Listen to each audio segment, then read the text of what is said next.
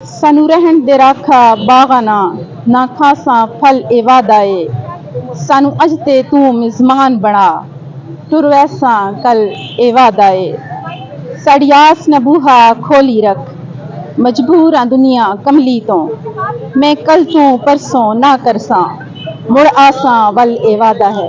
تو یہ پیغام ہے سب کے لیے کہ جو کہیں گے اس کو انشاءاللہ پورا کریں گے اور اس پہ عمل کریں گے۔ سر میرا نام آنسا مظہر ہے اور یہ میری پہلی بک ہے صبح آئندہ۔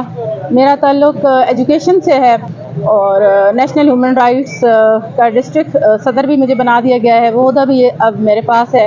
تو الحمدللہ انسانیت کی خدمت کرنا میرا اولین مقصد ہے اور پیار محبت بانٹنا۔ یہ جو میری کتاب ہے صبح آئندہ آنے والی صبح، تو اس کا مین موضوع ہی پیار اور محبت بانٹنا ہے، لطیف احساس کو دوسروں میں پہنچانا۔